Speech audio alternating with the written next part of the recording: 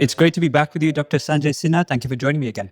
Great to be here. Thank you so much. So today we're going to be talking about longevity and primary care. Now, just to set the scene around longevity, as people know, there's been a surge in interest in this over the last couple of decades, really, but especially in the last few years. So this concept of healthy aging in the medical community has gone from the more sort of fringe space to mainstream science. There's a lot more investment in it now. We're seeing a lot more evidence for what we can do. On the public side, people are searching for advice and information about longevity a lot more. It's more than doubled in the last 5 to 6 years in terms of online search. More and more people are wearing wearables, they're tracking steps, they're tracking their heart rate, they're investing in sleep technology.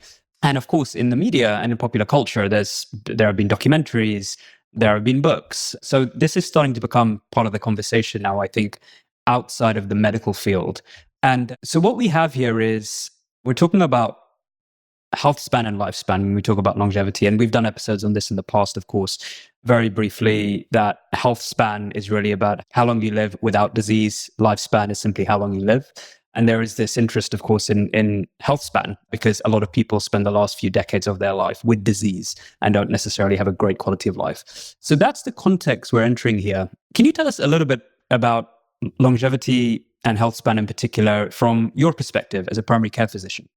Sure thing. That's a great description. I think as a good primary care physician, everyone, as part of their mission, has always been focused on lifespan and health span. We just didn't have words per se for them the past several decades until recently.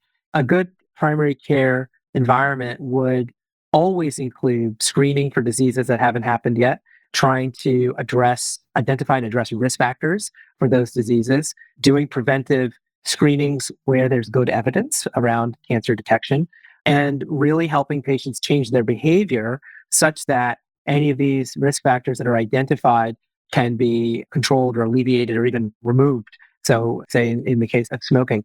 And so I think while there's a lot of new marketing, a lot of new branding, a lot of excitement around longevity and health span, which has a lot of positives. I'm so glad that people are more engaged now with their own healthcare, because there's only so much bandwidth that people have to focus on anything these days. And so that's a good side effect of all of this media attention.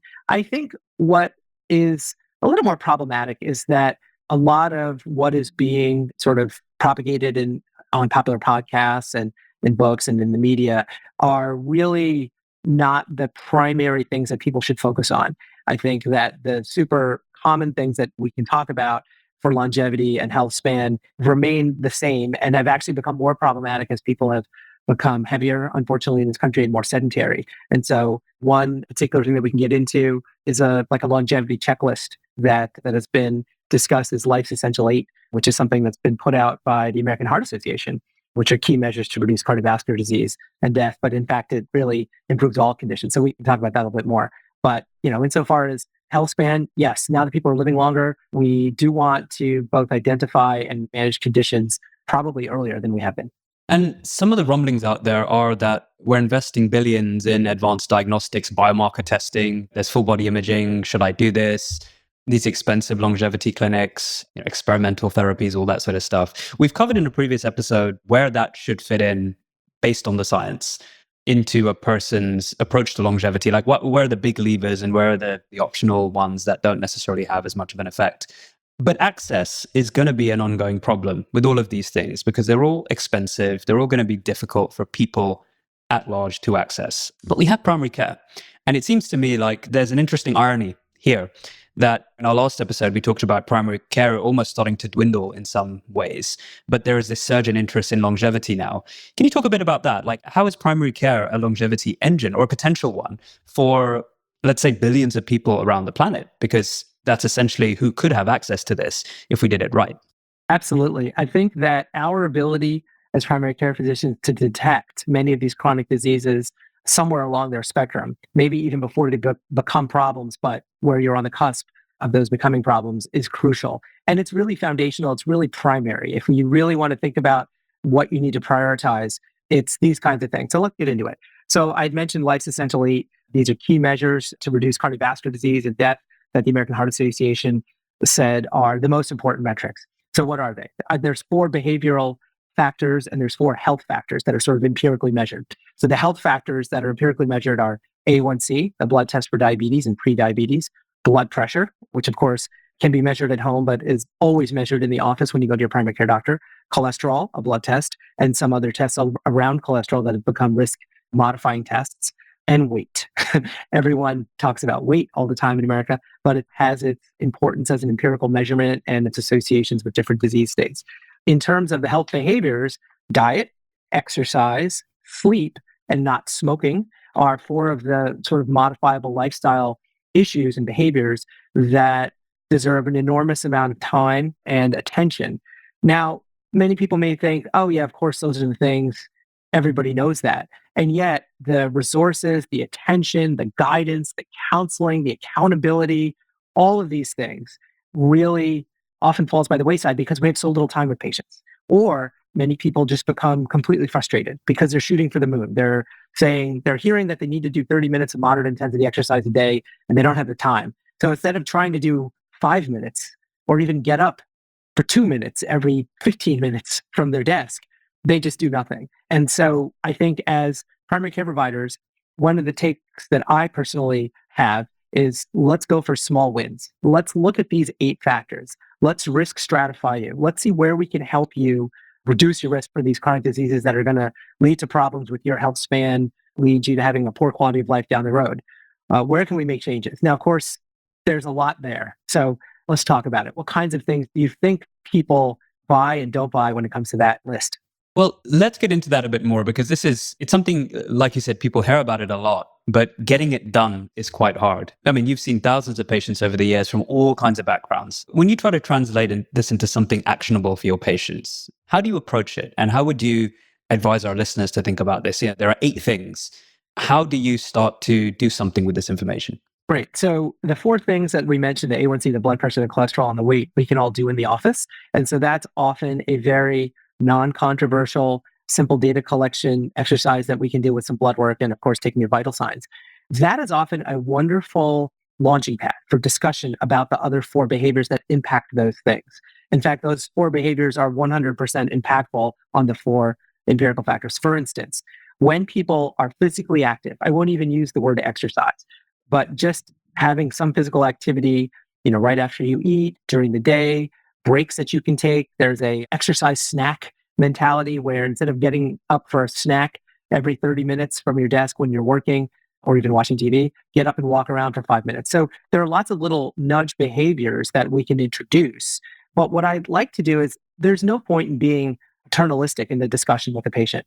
You want to find out, okay, here's some data we have about you. You've given me your history. We've talked about your family history. We've talked about your environment, what kind of social life you lead, what kind of work life you lead. What are your priorities in life? And I think that kind of opening in the conversation really allows a person, hopefully, to become comfortable with their doctor, that the doctor's not being judgmental. The doctor's not just saying, oh, you got to lose 20 pounds, man. Look at this. Like, that's not going to fly. Nobody wants to hear that. And so what I like to do is I like to kind of collect a lot of that baseline information, be as non-judgmental as possible in relaying results, letting them know what my best advice might be. But clearly, this requires multiple conversations, takes time. For a lot of patients, they don't have the resources to do a lot of the things that I might say. And so we have to meet people where they're at. And then we can delve into each problem and look at the data behind even small wins, even small changes around sleep, around movement, around diet, which is an enormous topic, of course. And then it's also my job to debunk myths, because just as there's a lot of attention to certain genetic tests or full body MRIs or mTOR and things of that nature, senolytics and what have you, that's more tertiary. That's more like, okay, once you've mastered, and almost nobody has mastered these 8 things, but once you've mastered these 8 things, then we can go to that level. And I think that's where the irony is, or the complexity of this discussion is. A lot of my patients will come in and ask for these very advanced, highfalutin tests or procedures or what have you before really even cutting the surface, breaking the surface of tackling some of the problems they may have with some of these 8 factors. A 9th factor, which is not in this list, is chronic stress. And chronic stress and anxiety will worsen all of these issues as well.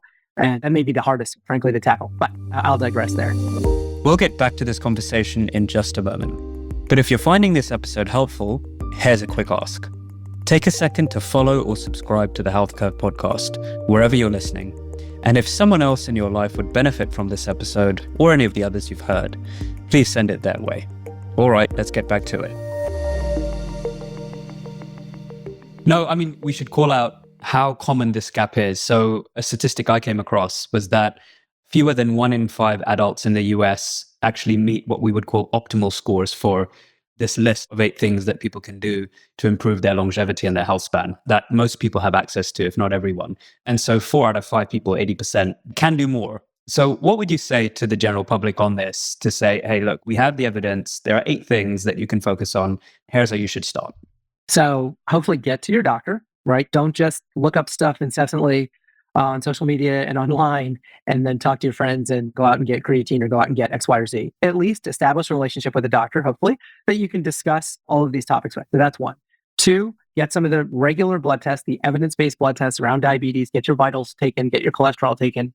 Discuss, so what are the biggest killers, right? Cancer and heart disease. So discuss your risk factors. You may or may not know what they are, but that's what the doctor is there for, to ask you the appropriate questions to really understand, hey, did you have a member of your family to come down with one of these chronic illnesses at a younger age? Or is there something atypical about your history? Oftentimes, you're not going to get that when you go to urgent care or when you go to teledoc. They're not going to ask you these questions. They're going to be transactional, get it done. No one's going to ask you these questions. So, except in general, except your primary care doctor. So we establish a baseline. Then we look and say, okay, what are some real simple things that don't require money necessarily, don't require an expensive gym membership, don't require a meal plan.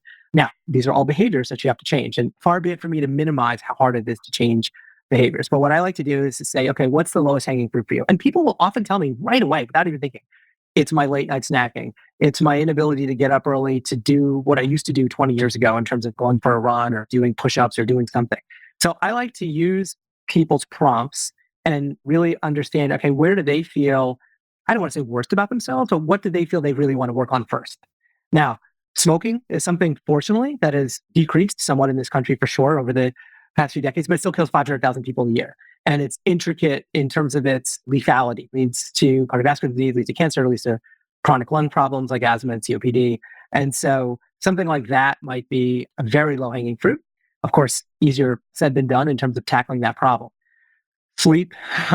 Sleep is very complicated, and chronic stress and some anxiety are probably 2 of the main sort of factors leading to sleep. But many people, probably a third of surveyed Americans, would say that they don't feel like they get good sleep. And I'm not saying that they need to necessarily evaluate their sleep rigorously with some kind of wearable, but if they don't feel well rested, or there's some other obvious things that are happening, they can't get to sleep, or they wake up, maybe they can't get to sleep for an hour or something like that, or they wake up in the middle of the night and can't get back to sleep, talk to your doctor about it. There are lots of sleep hygiene behavior changes that we can discuss. It's not, right to a medication or right to X, Y, or Z testing necessarily.